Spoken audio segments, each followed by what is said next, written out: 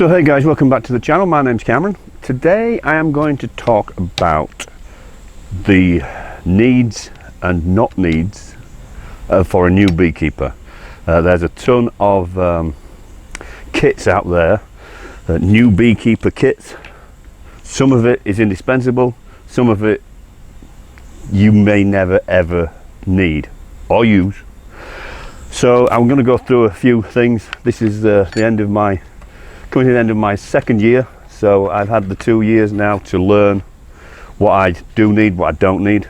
I did go ahead and buy a kit.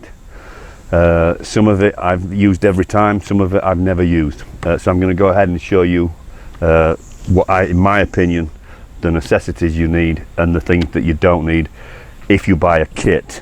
Okay, so number one, you're going to need a hive. This is a 10 frame hive, and this is the Langstroth. These are the frames. This is called a brood chamber, and these frames come with it when you buy the pack. Usually what you'll get when you buy the hive, you'll get a bottom, a top, a brood chamber, and then what's known as a super, which is shorter than the bottom one, and that's usually what you'll get in a starter pack with the hive.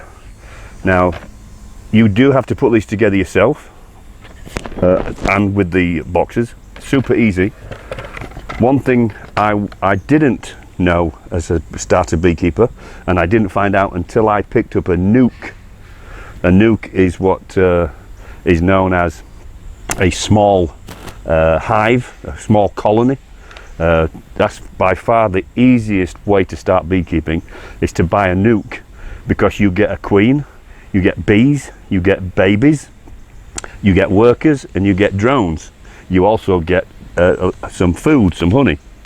So but it's by far the easiest way to start beekeeping is to find a local beekeeper and buy and purchase a nuke, NUC, from him. That's by far the easiest. You can buy packaged bees and queens through the mail, but you are starting from scratch then, with no brood, no frames built up or anything like that. So nuke is the easiest way. So that's the way I did. And when I got to the beekeeper to pick up my nuke, he said to me, oh, I see you've got the black plastic frames. Yeah. Do you have any beeswax? I said, no, I don't have any beeswax at all. He said, well, you're going to need some, and you're going to need some now, within the next 24 hours, because these need heavily waxed with beeswax. And the reason why is, if you don't, the bees will build sporadically like this. They won't build it out completely. They'll build it just sporadically as they want, and you get really messy comb. So the first thing that I want to say, the first thing I learnt, I'd got all my kit, I'd got this, and I hadn't got beeswax. So that's the number one that I learnt when I started, was get some beeswax before you get your bees, and have these waxed really heavily, so that it gives your bees a really heads up in order to build the comb quicker. So we've got the hive, we've been and got the bees, a nuke or a package of bees, and we get home, they're all in the hive, and our first inspection, most important thing, is this. It's known as a Hive Tool. There's different variations. This one I got in my kit. This one I've purchased after the fact, because with this J hook here, it is far simpler to take the frames out of the hive, in my opinion, than it is with this one. I struggled at the beginning with this until I saw this on one of the channels that I follow, and I thought, yep, that's going to make my life a lot easier. So if you're going to get a kit, in my opinion, see if you can find a kit that has a J hook instead of a straight like that. You're going to need a smoker. Okay, again, these come in a kit. If they don't come in a kit, I think you can get them for about 15-20 bucks, depending on what you want. We use the smoker when we're doing an inspection to put the bees' attention on something else. Bees, when you use the smoker, the bees think that there may be a fire in the tree that they live, because usually bees will live in a hollowed out tree that's been hit by lightning.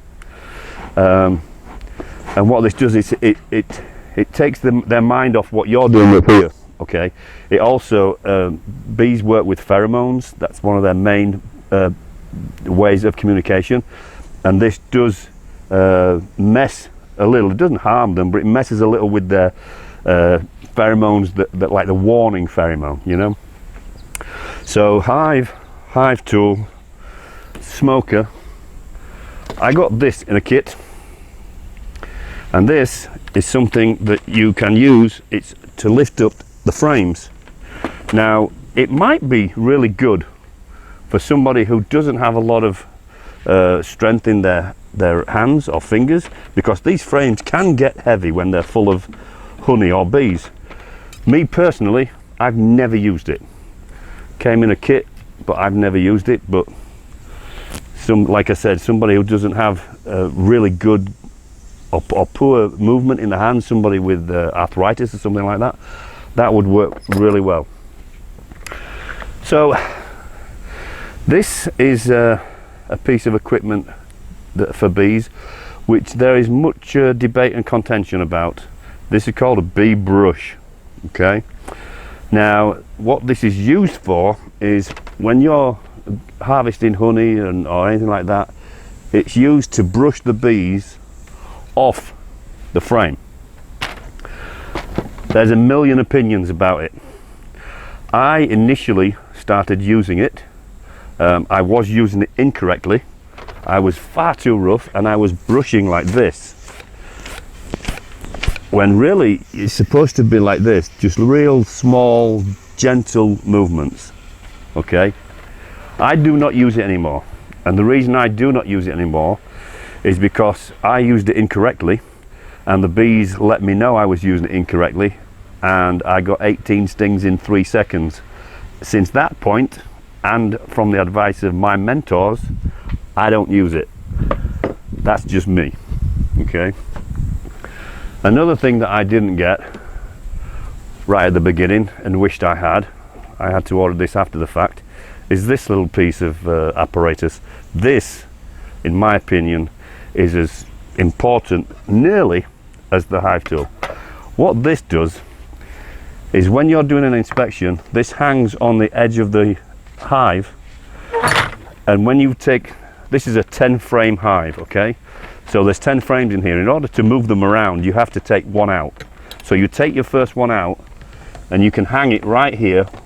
You don't have to put it on the floor or anything like that. You just hang it there, and then you've got movement within the hive to move the frames. Very inexpensive. If you've got a little bit of fabrication knowledge and you have some welder or anything, you can make one of these yourselves. Super easy, simple. In my opinion, that one of these right at the beginning is a necessity. It's going to make your life so much easier when you're doing inspections. Okay, this is a trap for hive beetles. There's a couple of things that bees are troubled with, mainly is, well, 3 things. Hive beetles, wax moths, and then the big one is varroa mites. So this is with regard to the hive beetles, and it's a trap, and you put a little bit of vegetable oil in there, and then what the bees do is they'll corral the beetles to here. They fall into the vegetable oil, and that gets rid of them. An easier way, I've learnt, I got these right at the beginning and I've used them ever since. An easier way is to put in peppermint candies. The beetles do not like peppermint, okay, so drop a few peppermint candies on top of the frames, and that way you don't have to mess around vegetable oil, emptying these out, filling them back up, etc. Just some peppermint candies, and that'll do the same trick as that will. Now right at the beginning I just had this. It's a veil. It's used for beekeeping, it's used for mosquitoes, etc, etc.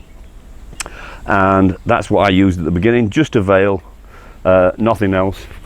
But I come to realize that I couldn't see very well through that mesh, because the mesh is very it's very tight, is the mesh. So I went ahead and got a bee suit. Now this, I don't know whether this would be called a half bee suit, but this is a jacket with a larger micron on the mesh, so I can see better now when I'm working the bees. I couldn't see so good with the smaller mesh on these, so I went ahead and got that. Again, it was halfway through my probably at the beginning of my second season, I realized, you know what, I'm going to get one of these. It's going to help me greatly when I'm doing the inspections. Now this is something else that I did not learn in my first season, and one of the reasons I didn't learn this in my first season was because I had no intentions of harvesting any honey in my first season. This is what's called a refractometer.